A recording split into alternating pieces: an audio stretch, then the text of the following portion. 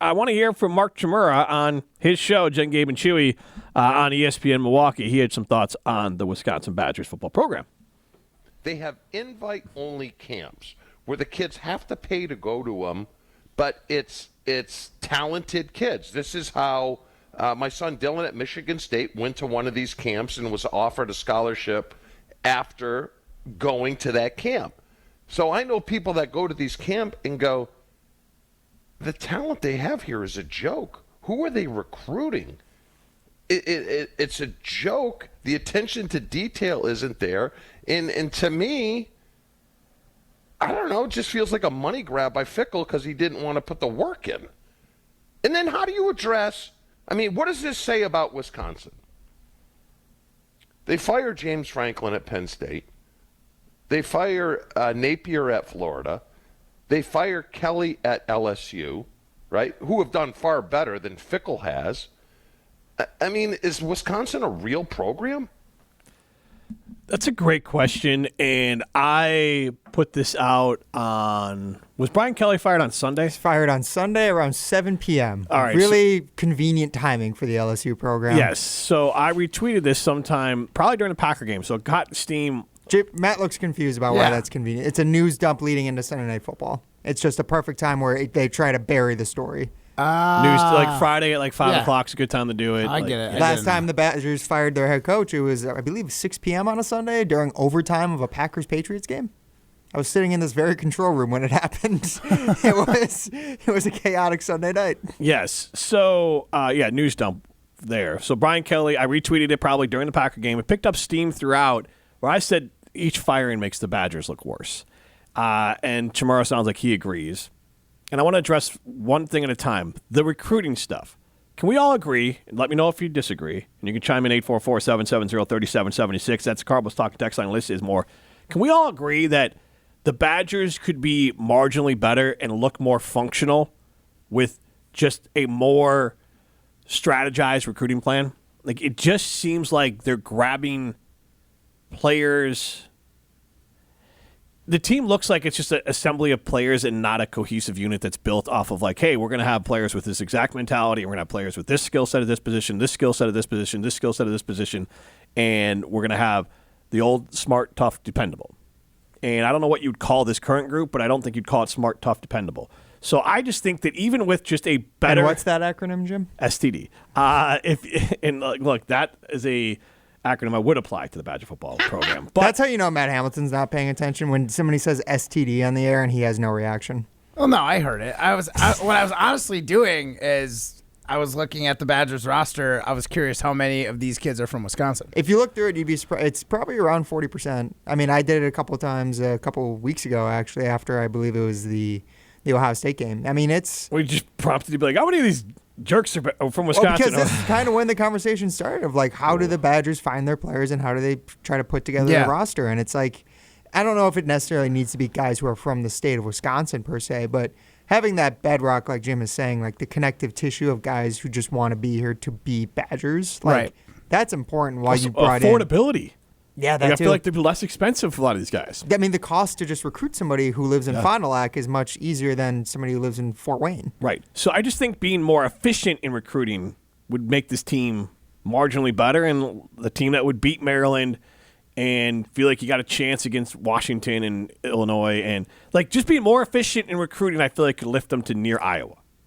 In that sort of all right, they're not great, but they put out a product that competes every week, and you feel like you muddy the game off enough that you got a chance. We all kind of agree that recruiting is part of the problem, just in the idea of if they were just better and had a better understanding of what they want their identity to be, specifically on offense, they'd be in better shape. We talked yesterday about how bad Hunter Simmons has been. They have, I believe it is 22 completions over the last 12 quarters. That's not all on him, though. The offensive line, the pieces around him, aren't helping anything. They didn't have a lot of running back depth, and I'm glad this kid had a nice game.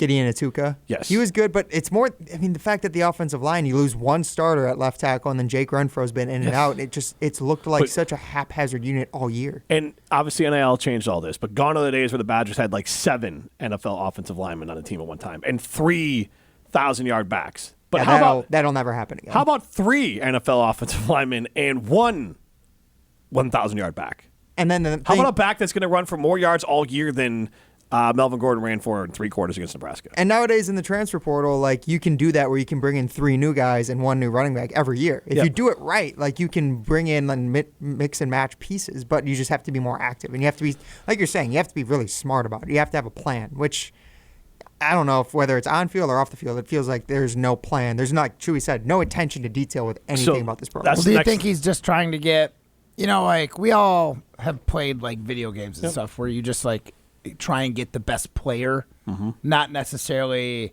thinking who's going to fit the scheme or who wants to be a Badger, like things like that. So I'm sure I think that's definitely part of it. Absolutely. It's got to be part of it. Yes. I mean, I feel like these guys they need to have a better BS meter, because I'm sure these kids are saying like, yeah, I want to be a Badger. You just have to figure out scheme fit or something. Like, it just feels off. It just feels like this team on the coaching side, if they were coached better, if they were just coached like Barry Alvarez or Brett Bielema coached these teams where there always were at least teams that looked functional and put together, then this team is closer to 6 wins at the end of the year. This year they're going to have 2, most likely. And to me, coaching has to be a major factor in it. Injuries, whatever. 2 wins is unacceptable regardless. So then you get to the next part of it where you talk about, are you serious about winning? Or what does it say about the program? And these two tie together, because there's an article today that came out from Jim Polzine for Badger Extra that basically said Ted Kellner loves Fickell and loves Mac. And the difference between some of those other schools, I don't think Brian Kelly and the LSU AD got along. I don't think James Franklin or Billy Napier and their ADs. So like there was a little bit more friction there. And the donors are multiple in those places. But let's be honest, Wisconsin's got one major donor, and that's Ted Kellner. And if he is going to sign off on Mac and Fick, your hands are kind of tied. So in this case, are they serious about winning, or is Mac and Fick just to kiss Kellner's ass and then they got a job? Ooh. And that would make you not a serious football program. That would make you a not serious football program. And, I mean, I'm sure in addition to that, they're pitching plans. Like, this is what we want to do. And they're also doing, hey, Ted. I can understand that, like, especially, like, you can't just have, like, a plan and flip it around. And I'm going to sound a little bit like a Fickell apologist right now. He changed offensive coordinators. They wanted to run something different than the air raid offense that they had for the 2 years. And I think they might have got players that were maybe a little bit more suited for that, and that maybe isn't really conducive to the more smash-mouth football that we're trying to run now. If you're going to be an apologist, you'd say, well, their quarterbacks are hurt. Or Billy Edwards is hurt. They brought him in. He played no, half but like, game. let's be like realistically, the scheme changed. True, but I mean nowadays you can switch out a lot of guys. It's a great point though for what Matt's making, because the fact that they're so bad in the transfer portal, they don't know how to use NIL either, so they can't bring in guys to bring in and fix the problem right away. Because my initial response was like, an NIL you can fix the problem, but you're right. The NIL, they're inept, and impotent in the NIL. That it's like, well, what are they doing? Who's the impact transfer this offseason? Like, name one. I mean, they don't really have any impact players, period. But like, the 2 quarterbacks were supposed to be, right? Danny O'Neal, Hunter Simmons, Billy Simmons Edwards has got a major impact on this program. All three were transfers. But then, I mean, on the defensive side, the D line they did shore up, and they did a good job with that. They're nice additions. Exactly, They're but like it's competent now. Solid. What's the best position group on the Badgers? Linebacker, based off of last Saturday's game, because of what's coming up with Mason Posa, guys like Cooper Catalano, even Christian Allegro when he's healthy. But then the defensive backfield's been gutted. They lost 6 guys. The fact that Nazir Forqueen is destroying the program because he can't play because the NCAA is screwing him over is a major problem. Yeah, for sure. I mean, they have no depth anywhere. Like, yeah, I mean, Billy Edwards, I don't think he wants to. I'm just speculating. I don't think he wants to play, and I don't blame him if Luke Fickell threw him out there with a bad knee. Can he like get a year back if he only played? If he says he's hurt, I mean, normally yes. Now, he's kind of at the max of his eligibility, but he was hurt, and so he could just stretch that injury out. That's why they can't start the freshman, right? No, he stinks. But my understanding is that he is very far away. Carter Smith. At least the last time. But he would lose his redshirt year if he played more than 4 games, right? But there's only 4 games left. So if he played at this point, he would not burn his redshirt, but I think what Jim is saying. Yeah, the Badgers also, and the Badgers have been open about this, no college program cares about redshirts anymore because either you're good and you go pro or you're good and you leave. You know, like it's one of those things to like just play whenever. But This was pre-practice. I mean, this was pre-practice being close. So this is the preseason more. He was by far the worst quarterback. But he's again, this is a whole other thing. I thought we brought in the spread so we could play freshmen. We never played any freshman quarterback when we had the spread, and now we go back to this offense. It's like, it's too complicated for the freshmen. So I just come to the grips that a freshman's never going to play quarterback for the Badgers. But then, like, Danny O'Neal transfers every year. I feel like Danny O'Neal, like, he could have. I'm just speculating, but it sure feels like Billy Edwards and Danny O'Neal have quiet transferred. Where they're like, hey, don't blame me. I want to go somewhere else. So please. I don't think I can improve my draft or my transfer stock by playing right now. So it's hard to tell at this point. I don't want to get hurt if I'm Danny O'Neal. No. And if I'm Billy Edwards, I'm like, I want to call this a medical red shirt. So yeah, Billy Edwards on the replacing the quarterback aid. The idea of him getting a medical red shirt seems possible when you think about guys like the tight end who was at Oregon who had like 9 years of was in the college football for 9 years. If I'm the NCAA, I don't want any part of a lawsuit from Billy Edwards being like, that too. The coach stuck me out there before I was healthy. I got hurt on the first damn play I came back out there. Yeah.